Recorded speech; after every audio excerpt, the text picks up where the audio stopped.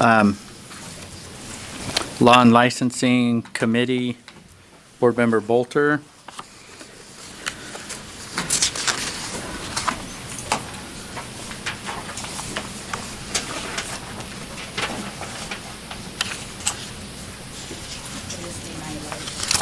What's that? Oh, sorry. I thought I clicked it. Thank you. Okay, so the first item is external data request 11.2. And this is a data request that is required by law. And so we have to share a personally identifiable data with the Utah Registry of Autism and Developmental Disability. So the motion for the board is the committee moves that the board approve the external data request of the Utah Department of Health at the University of Utah. Okay, the motion before the board from the committee is that the board approve the external data request of the Utah Department of Health at the University of Utah. Discussion to the motion, Board Member Ellis. Thank you.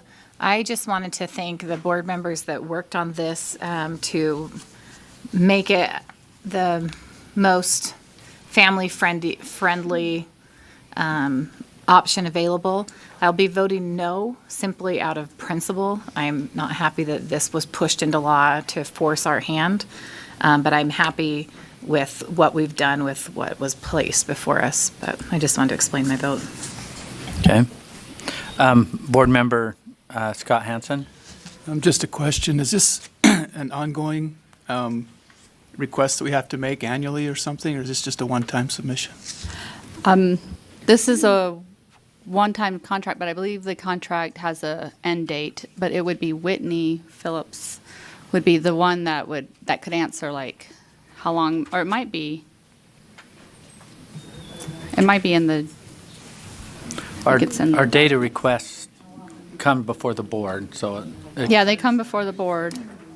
Sorry, the question is just, is it a repeated request? Is this going to happen?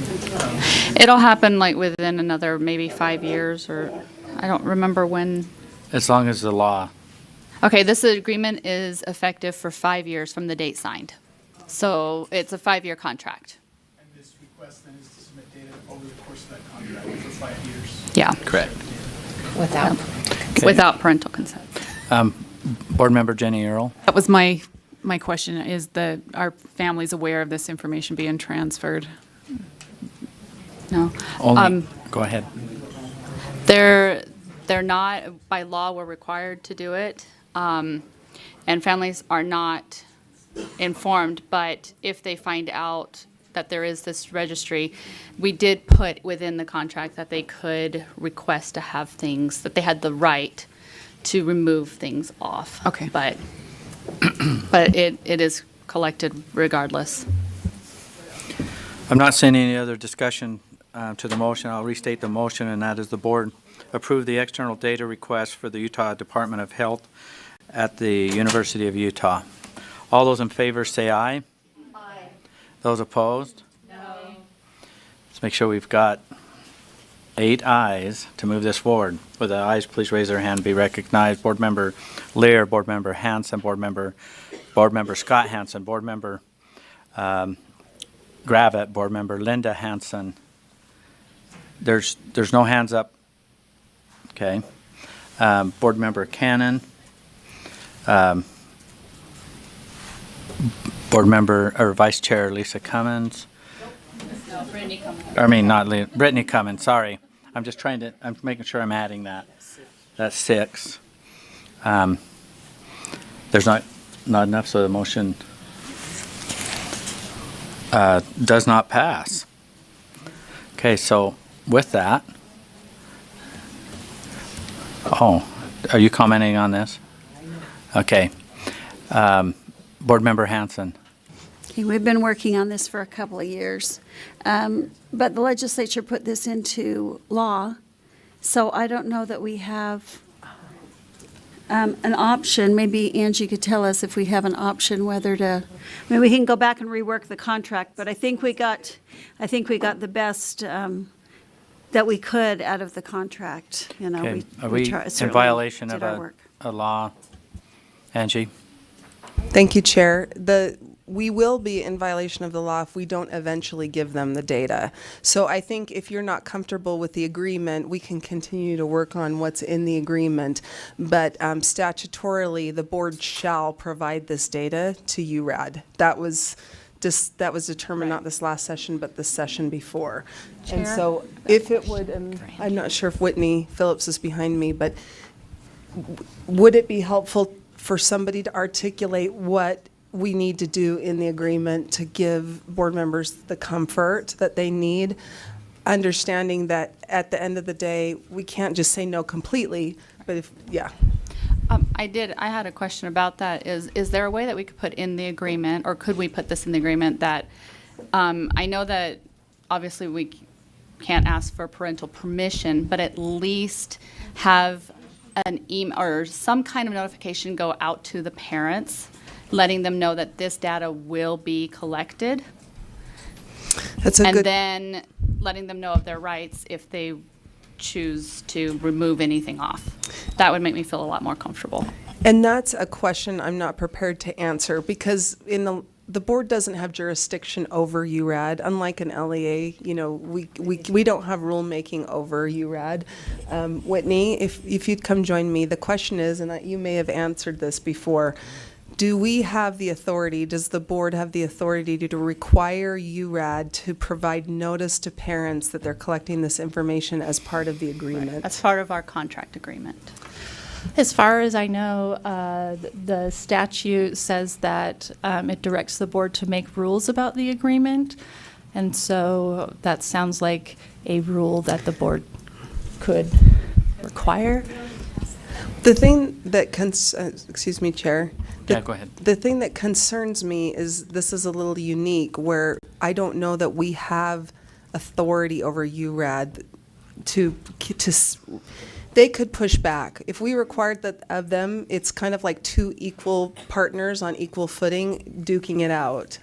It looks like our AAG, Michelle Buse, might have some. Yeah. I'm looking at the statute, and it actually doesn't require you to create rules, but it does require you to enter into the agreement with them to share it. Here's some language regarding parental consent. When I'm reading to you directly from 53E9308 regarding your requirements. It says the board shall enter into an agreement with the State Board of Regents to share higher education outreach student data for students in grades 9 through 12. That's not the right. That's not the one? No, URAD? It is URAD if you look up in the top. It is? Uh-huh. That's who's collecting the information. So the Department of Health and the University of Utah are both named on the information sharing agreement, aren't they? Which section of code are No. you looking at? Sorry, Michelle. 53E9308. It's 301, it says 301. The sharing, that's definitions. The We should be sharing looking student at data is 308. 53E-9-307. Okay. What you were mentioning before had to do with the Board of Regents. This, what we're talking about, is 53E-9-307. In accordance with Utah rulemaking, the board shall make rules that, and then it describes using reasonable industry best practices, and it goes on. And it talks about URET there. So this is what I was describing in that the statute asks. It does in the next one, too. In accordance with the federal law, the board shall share student data, including personally identifiable student data, as required by URAD. So it's like that whole section talks about it, but the agreement itself is cited in that last statute. Okay. We have a rule. The rule is listed under R277487. I don't know if it's been updated online, even though it was passed, I think, in October. And that's where the board passed, and we can try to pull up that latest version. I have it sitting on my desk. I can find it too. It's on board docs. I don't think it's been updated online, but it gives the parameters of what the agreement with URAD would look like, including the ability for parents to require that data be expunged from the data that we provide to URAD. May I clarify, when we're saying that the rule has not been codified online, the Office of Administrative Rules only publishes updates to the rules for the state about once every quarter. So although the rule has taken effect legally, it is not up to date on the website. So we can find the up-to-date rule, though. I believe it's on our website, so I just have to find it. Well, let's find it, make sure we're updated on it. Do you want to pass over this item and give us a minute to do some research and come back to it, or? Well, Do you? it's already, it's not, We no already longer an voted item on it. because Okay. it's not approved. So, Okay. so we're done unless we bring something back. But Board Member Ellis, there's a few comments. Thank you. I don't feel like we're left with no choices. Often the board advocates for changes in legislation. And regardless of whether or not the board chooses to do this, I know that there are people advocating for a change in this because it was kind of slipped in. And so I'm concerned about entering into a 5-year contract. And then should this provision that was put in last year be stricken, we are now in a 5-year contract. And so what recourse do we have? Could we cancel that contract and then change it if we are no longer forced, our hands no longer forced to enter into this contract? I'm giving some ifs. If, then what? Okay. I would think you could make that contract subject to any future legislative change. So if there's a legislative change made, then it voids the contract. Vice Chair Brittany Cummins. I'd like to move that we assign this to a committee with the considerations that have been mentioned of possible legislative change as well as the notification to parents possibility in the contract. So that's a motion. Okay, we have a motion to move this to a committee, further discussion and clarity. Is there a second? Board Member? Okay, Board Member Lear, discussion to the motion? Seeing none, let's vote. All in favor say aye. Aye. Those opposed? Thank you. Motion carries unanimously. Okay, next item, 11.3, internal data request for personally identifiable information. So this is a request that we, USBE, will receive this data from the Department of Workforce Services. So the motion for the board is that the committee moves that the board approve the contract agreement with the Department of Workforce Services Office of Child Care. Okay, the motion before the board is that the board approve the contract agreement with the Department of Workforce Services Office of Child Care. Discussion to that motion. Seeing none, let's vote. All in, oh. Okay. What are we Board Member sharing? Earl. What are we sharing? Or what are we gathering from them? Okay. Preschool information? Is it what? No. No, they're, They're giving it to us, the We're Department of asking. Workforce Service. We're asking for the data. And So this it- is in order to preschool? evaluate the after-school amendments. The USBE will receive personally identifiable information from the Department of Workforce Service Office of Child Care with written parental consent. okay, okay. Okay. Not seeing any other comments or questions. The motion before the board is the board approve the contract agreement with the Department of Workforce Services Office of Child Care. Let's vote. All in favor say aye. Aye. Those opposed? No. How many noes? One. Okay. It's the interaction of sharing. Please continue. I don't want to get it, I don't want to receive it. It is with parental consent. I did want to point that I out. understand. Okay, so the next item is, or the second part of that agreement is that South San Pete School District will receive data from the Utah Department of Corrections and also Canyon School District.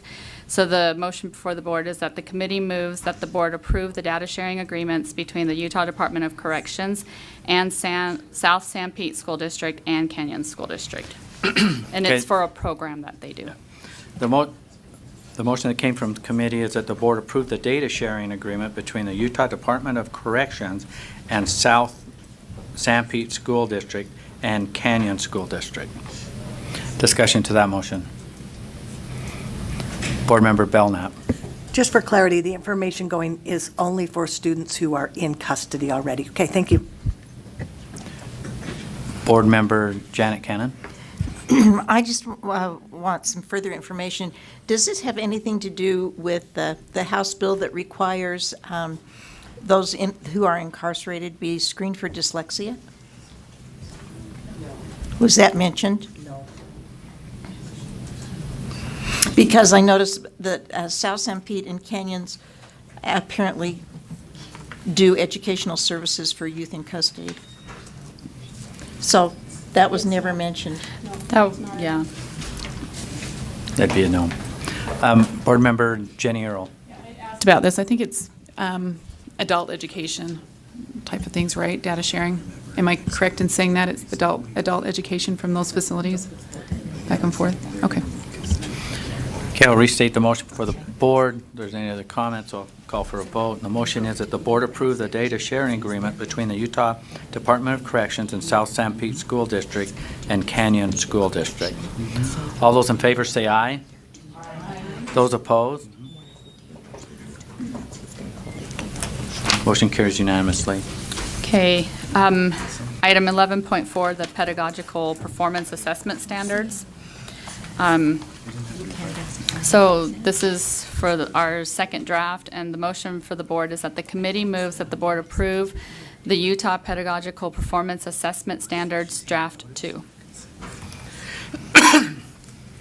Okay, the motion from committee is that the board approve the Utah, I have to think on this because I always get hung up on it.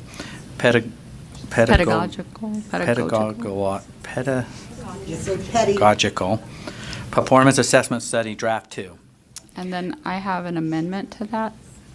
Oh, It's all right, okay, unless you somebody can- else you're needs to. You're chairing, so do you have a proposed amendment before we get into this? I don't know if, there seem to have been a lot of concerns and questions that have come up with a certain part that I'm just wondering, I won't make the amendment right now, but what I would ask is that it would go back to law and licensing to look at those questions that have been addressed, that have been raised. So I know that there's some people that had some stuff to say, but that's my amendment, is that it go back to law and licensing to look Okay, so at. let's speak to this original amendment, and then we'll see. That's a motion to refer, so they have to do that first. Moment to defer. Motion to refer. To refer? Okay. Okay. They have to deal with that first. Okay. So my motion is to refer this back to law and licensing so that they can answer some of the questions that have been raised. Okay, the motion is to refer back to law and licensing. And the rest is open season, what happens once it gets into that. Do we have a second? Second. To the motion to refer? Discussion to the motion to refer back to law and licensing. Board Member Belknap? No, I've been on there forever. Because I need to go back to 11.4, or whatever it is, 2. No, 11.2. We'll come back. It's okay, Is this after I restated the motion to call for the vote, I thought I had a clear screen. We didn't do the second ask on 11.2. There's one for Massachusetts, sorry. Okay, let's finish this one. On the motion to refer back to committee, speaking to that motion, Board Member Ellis? Thank you. There's just been a lot of questions that have been brought to light, and then as I've talked to different board members trying to get answers, especially those that had served on the committee, it seems like there was still a lot of different perspectives on what actually passed out of committee, on what was required for the assessment with the video monitoring and other portions of it. And so given the different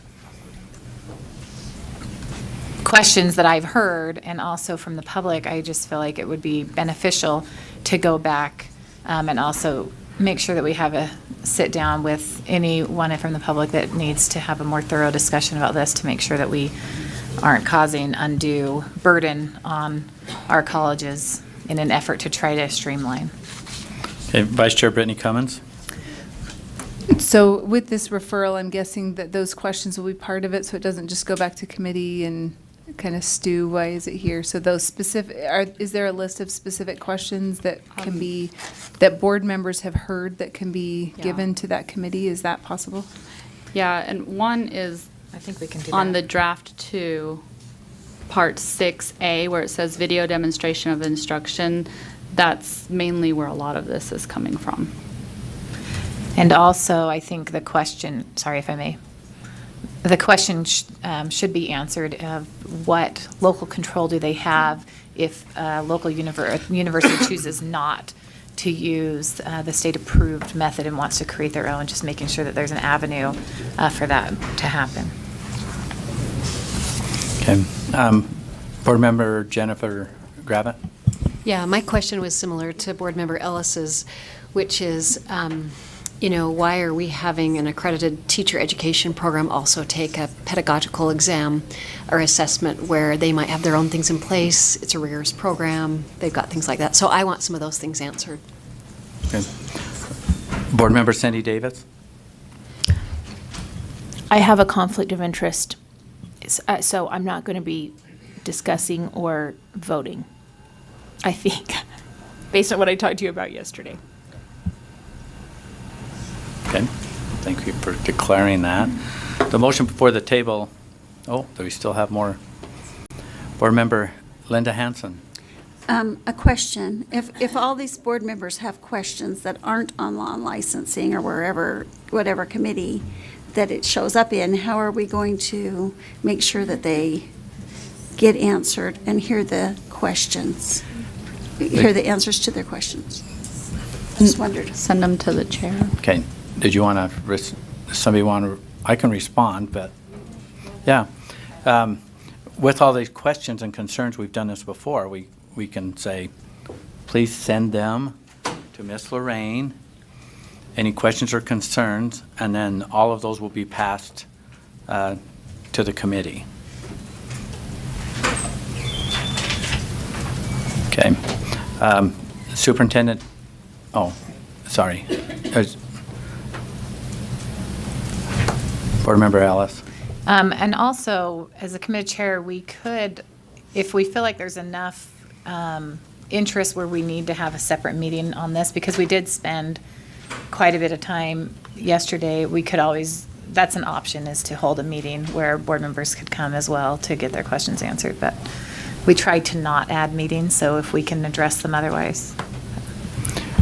Superintendent Dixon. Yeah, just in speaking with staff and listening to, I think I just missed a couple of minutes of the conversation last night, but caught most of it. I think there are some easy fixes in talking to staff. There are some changes to verbiage that will sort of mitigate some of the concern. But there was also commentary that that I listened to that I thought, I can see how that could be perceived in so many different ways. When we think about teacher preparation, I mean, it's a robust program. So the rule itself is about your role, and part of that is creating standards, but terms like video can be taken out and substituted. At the end of the day, I think it's more about having a conversation about your role in teacher preparation. And I talked about that last night, but I want to reiterate that. It's so there's this macro conversation and understanding, then micro into the details. So some of it can be mitigated by just some tweaks, and then we'll try to be really concrete in preparing some information based on those questions. So I can meet Chair with, we'll have staff meet as well with Chair Ellis and try to prepare things ahead of time to see how much can be mailed out. Or, like, there probably needs to be a dialogue, but I don't want you to have additional meetings, so we'll try and mitigate a lot of that. Board Member Jenny Earl. Yeah, I guess I had a lot of questions about this too, and maybe I'll just pass those on to Lorraine. A couple of the concerns that I had, though, were the teacher preparation programs, will they be replacing what they do? I don't know, maybe there's just a lot of questions out there of uncertainty, or will we be, I mean, yeah, we put together an outline, but really there's only a couple vendors that can even fit that. So then you ask the question about it being catered to them, and that's probably not the case, but at the same time, I mean, the looks of it, so I don't know, I guess there's just a lot of questions, making sure that we're doing what's best. And I would love feedback from the universities themselves. So if we were actually, sending something out to get information from them, what their thoughts are, what what direction they'd like to head, and what works for them too. Board Member Lear? And along those same lines, in reading this, I did not see, in reading the rule that encompasses this, I did not see how this applied to non-university programs. I can't see that connection, or that, it's not exactly a connection, but I can't see the implementation by non-university, non-higher ed programs, and that was always part of this discussion, that any kind of pedagogical assessment would apply to all beginning teachers, and I don't see that in this presentation, so I'd like to further explore and make sure that that's crystal clear in the requirements. Board Member Cannon? I had the same concern that Carol just expressed. I thought, well, we're going to do all this for teachers that are prepared in our university prep programs. I mean, I think it would be much more worth our while to be doing this for the 1,029 teachers that have no degree and are not in a program to learn how to teach or do anything. I mean, those were the ones I'd really like to have take something like this, way more so than the professionally trained teachers. Okay, I'm not seeing any other discussion. The motion is that we refer this back to committee. So let's vote. All in favor, say aye. Those opposed? Motion carries unanimously. Okay, item 11. Hang on one sec. Sorry. Board Member Belknap, did we miss something? No, clarified. Thank you. Okay. Okay, item 11.5, R277-707, Enhancement for Accelerated Students Program. This is just to increase students from a diverse or disadvantaged backgrounds to be able to earn credit in early college coursework. So the motion for the board is that the committee moves that the board approve R277-707 Draft 2 on second and final reading. Okay, the motion before the board is that the board approve R277-707 Draft 2 on second and final reading. Discussion to the motion. Board Member Jenny Earl? Does this include allocations, the funding, is that built into does that make sense? Or, because there's allocation information down further, I wanted some further information on, but I didn't know, does the draft include that as well or not? I don't have the answer. Who's going to Okay. come up? Let me look back through it real And- quick. That was my question. Deputy Superintendent Stallings? Huh? Thank you. Was that one?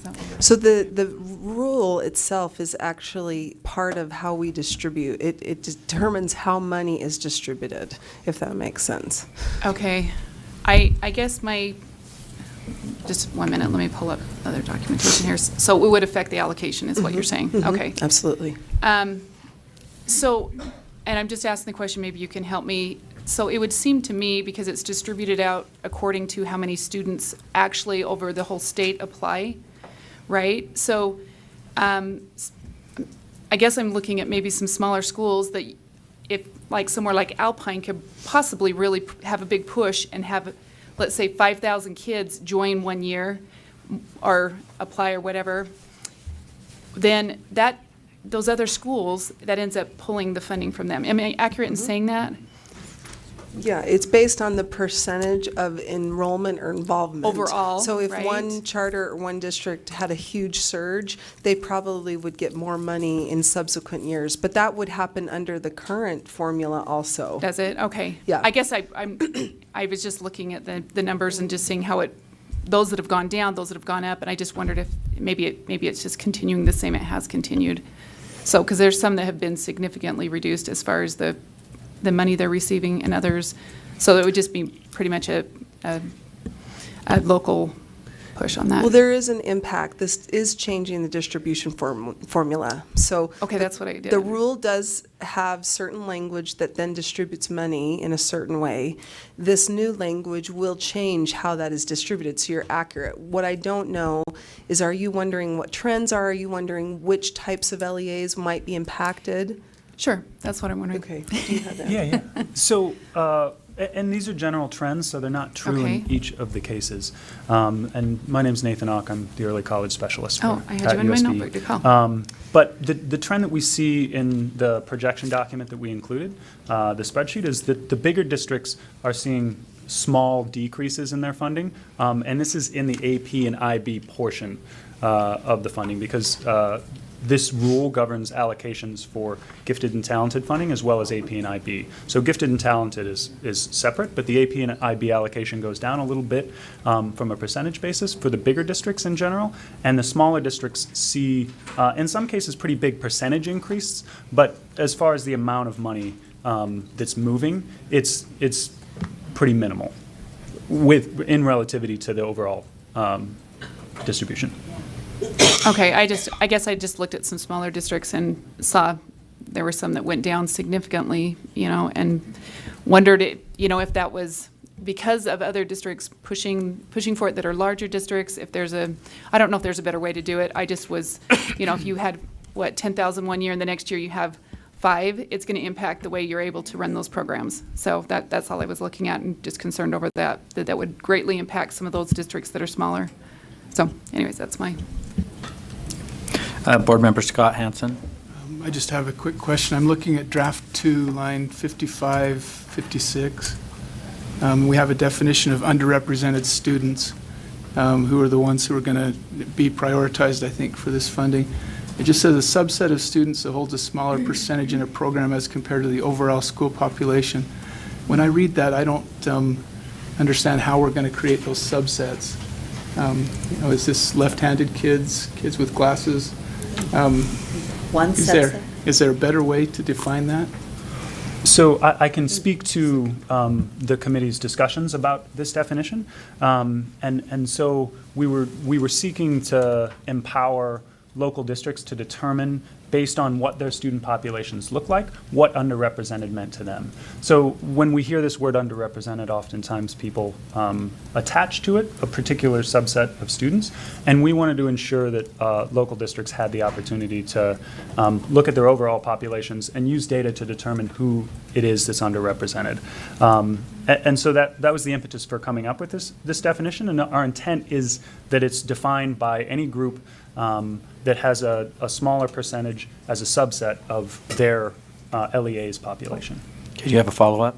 Yeah, so it is intentionally vague then, so the LEAs can define it. Is there some provision for them to go in and define it based on data, as you said, or is that just left? And so the way that the rule is crafted is that when districts apply for this funding, they need to identify a plan to increase the representation of underrepresented students. So as part of that, they would be required to define who underrepresented students would be for their district and how they're going to serve those students. Okay, thank you. Mm-hmm. Okay, Board Member Lear. And to Board Member Hansen's point, I think, I hear what you're saying, but I always believe the rule is the controlling document and not the application. So I think it would also be helpful if this were better defined, because you could read this to be one big subset of underrepresented students, which might include if there's a smaller group of boys and girls, and I don't think that's what you intend, or what we intend. But I would just ask for a better definition, and then I think it would also be helpful to say, as defined by the LEA. So I hate to delay this rule just based on that, but I do believe that there should be a clearer definition giving better guidance to the LEAs for what's intended.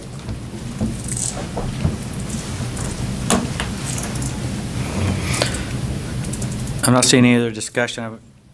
The motion before the board is to approve R277-707 Draft 2 on second and final reading.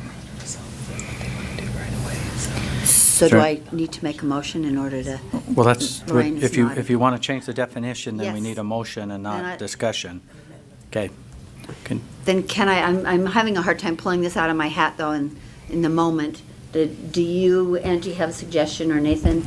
At least I would like to add, as defined by the LEA, and it could be, it doesn't sound like it could be that's fine. one subset of students, but it could be several subsets of students. Isn't that true? Would it be as determined by the LEA and agreed to by the superintendent, or just the LEA's choice? Are you guys doing a back and forth? So my question that I don't know, that I'm just asking Nate on the fly, is are we purely allowing the LEAs to choose on their own, or is there going to be some give and take? Like if they did choose right-handed students versus left-handed students, for example, would the superintendent, meaning staff, say, we don't think that's an appropriate subset. We really think you need to look at this subset. So should we say, as determined by the LEA and approved by the superintendent, something like that? I'm guessing that's the true spirit. I would feel better at least about that. That still leaves it with flexibility for the LEAs. It leaves a little bit open-ended for my taste, but it's a lot better than what exists right now. So I think that language is a good amendment. Can we repeat that? Okay, let me see. Underrepresented means Let me see if I can do a this. subset of students. Okay, so it would Can be you say what lines. line you're on, or can you bring it Yeah, up? it's lines 55 and 56. I could bring it up, and there'll just be a pause, if you don't mind, for a moment while I get connected. Would you like me to do that? Sure. Okay, just a moment.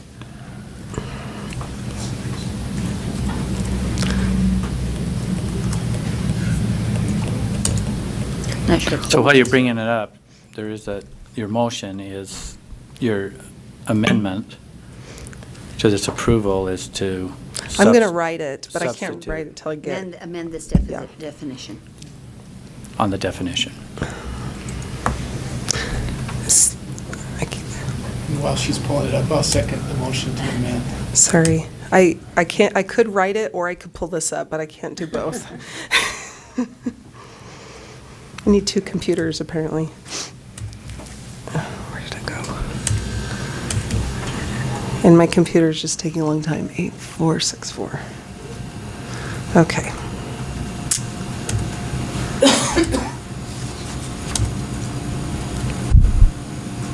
Sorry. Come on. Because you're all watching, it's taking me much slower than normally would. Okay, so this is the current language. Underrepresented students means a subset of students that holds a smaller percentage in a program as compared to the overall school population. And I would, based on what you're suggesting, I would say as determined. Means it's the Okay. following subset? I'm sorry? Following subset? You would put this language in, or? Yeah, it's tough to, I guess we'll just do it as a comma. I normally right, like to yeah. break it out. As determined by an LEA and approved by the superintendent that holds a smaller percentage in a program. Now, so let me highlight the new language and you let me know if you think that this works. Okay, your amended motion is to. Would that work? Yes, it's better. Thank you. To add as determined by an LEA and approved by the superintendent. Right, thank you. That's my amendment. Okay, do we have a second? I'll second. Any discussion to the amendment, Vice Chair Brittany Cummins? Is there a vehicle currently that would make this approval easy, like they're already submitting this plan, so it's not, this approval process isn't going to be another edition of anything? Is that correct? Yeah, so the rule defines the superintendent as the one that makes decisions about the funding, and so that those decisions are made based on the plans or the application process that the LEAs go through in order to receive funding. So I think that the process, even despite the fact that there would be extra expectations that the LEA include how they're going to meet the needs of underrepresented students, as well as defining who those underrepresented students are, I don't think that the process would change from what it is now. And it seems to me like the application in and of itself, had they said, we are going to choose as our subset left-handed students, I think that naturally what would have happened, what we're now describing in the definition is what would have happened, that the staff would have said, you know, we're sorry, but we don't think that's what is intended here. And I think that now what we've clearly done in the definition, though, is indicated that the LEAs will select what the superintendent approves. And you can see when you get to the language that there's an application, that in there they have to identify the underrepresented students they plan to work with, the plan, et cetera. So. Okay, I'm not saying any further discussion to the amendment, and the amendment is to add as determined by an LEA and approved by the superintendent. So let's vote on the amendment. All in favor say aye. Aye. Those opposed? Voting was unanimous. So now we're back to approve, the motion before the board is to approve R277-707, what do we call it? Draft 2. As amended, As draft amended. 2. Mhm. Okay. So the motion for the board is the board approve R277-707, draft 2, as amended on second and final reading. All in favor say aye. Aye. Those opposed? Voting is unanimous. How many more do we have? We kind of have a time certain thing that, 4 more, okay, we're going to put pause. as long as we don't have any discussion.